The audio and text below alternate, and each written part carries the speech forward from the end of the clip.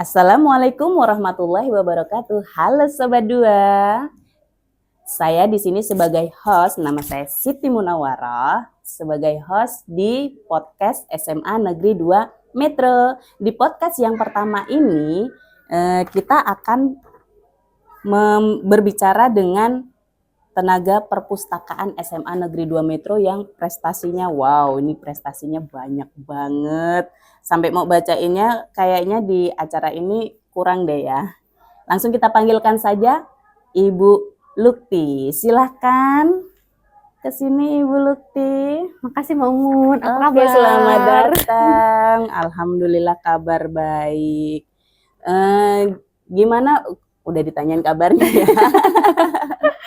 Oke, di sini yang saya baca ini prestasinya banyak banget ya, baik itu perpustakaannya maupun sebagai tenaga keperpustakaannya. Ini bisa diceritain sih Mbak, kiat-kiatnya gimana ya bisa punya prestasi seperti itu? Silakan Mbak. Sebenarnya waktu awal tuh nggak ada kepikiran, malah nggak tahu kalau ada lomba-lomba tentang perpustakaan, apalagi tentang tenaga perpustakaan. Dulu kan masuk di sini tahun 2011. Nah, mulai ikut lomba itu 2014. Itu masih sendiri waktu itu. Nah, waktu datang pas lomba pun kita nggak tahu bakal ada lomba. Jadi tahu-tahu udah jurinya datang bener-bener apa adanya. Dan pertama kali ikut tahun 2014 itu langsung juara 2, alhamdulillahnya. Terus lanjut pas tahun 2016 juara 3, agak turun sebenarnya kan. Nah, pas 2018, 2023 sama 2024 selalu juara 2 terus kita alhamdulillah tingkat provinsi. Alhamdulillah. Nah, kalau trik-triknya sebenarnya nggak ada yang khusus, cuma memang kita perpustakaannya tuh ya apa adanya aja. Kita punya apa ya kita tunjukin kelebihan kita memang belum punya berarti memang belum punya, kita nggak masalah. Jadi sebenarnya kalau ikut lomba itu bukan bagus-bagusan, tapi gimana perpustakaan itu berdampak ke sekolahan sama luar sekolahan. Gitu ya. Jadi dari sini Bu Lukti juga membawa nama baik SMA Negeri 2 Metro ya. Itu tadi perpustakaannya ya Bu ya. Kalau sebagai tenaga keperpustakaannya ini gimana? Kalau tenaga perpustakaan juga dulu nggak tahu tuh ada lomba-lomba kayak gini kan. Ternyata tuh ada macam-macam. Kalau di perpustakaan nasional tuh ada lomba pustakawan berprestasi dari tingkat provinsi sampai ke nasional. Terus kalau di bawah Kemdikbud itu di bawah Dinas Pendidikan ada sendiri, tapi bunyinya tenaga perpustakaan. Kalau sekarang ganti lagi namanya Jambore, baru ikut pertama yang kali terakhir nih. Kemarin ya.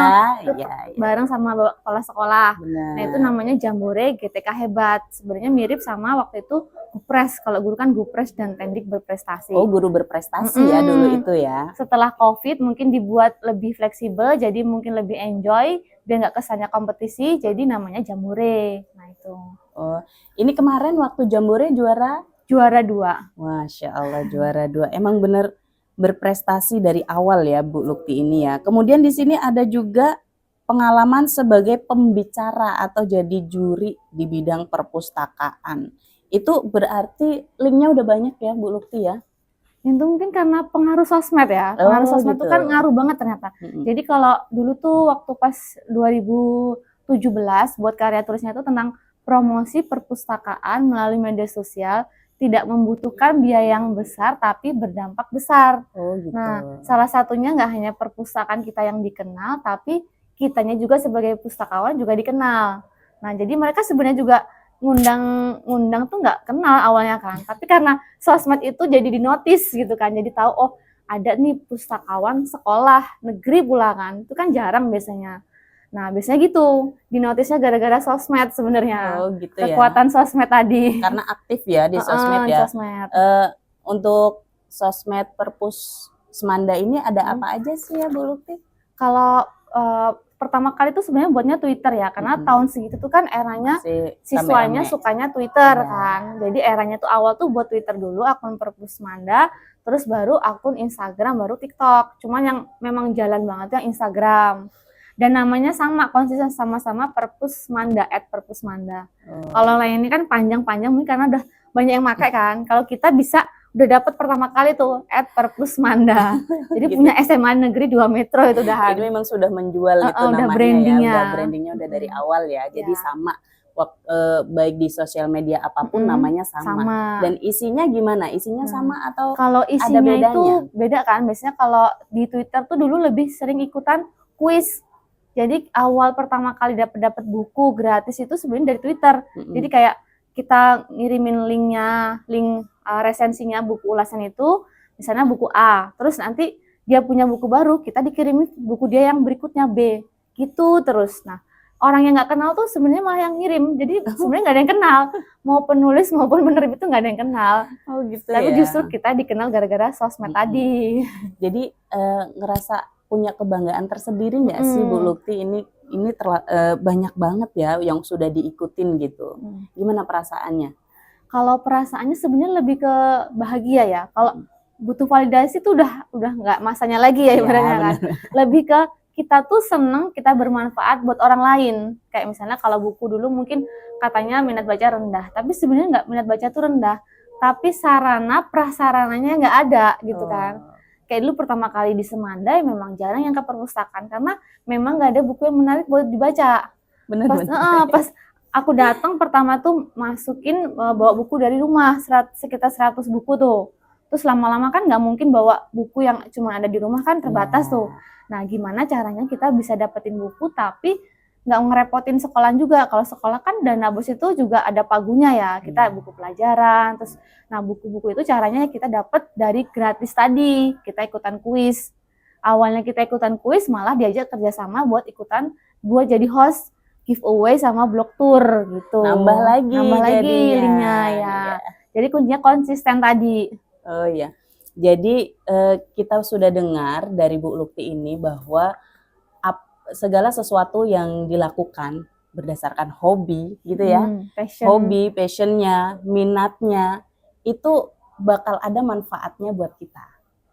Dan yang lebih penting juga, nggak kalah penting lagi, manfaatnya untuk orang di sekitar kita gitu ya Bu Lukti ya.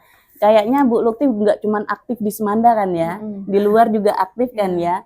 Coba ada kegiatan apa lagi sih selain yang di Semanda ini? Kalau yang terbaru tuh 1 tahun kemarin kita membuat namanya Sunday Reading.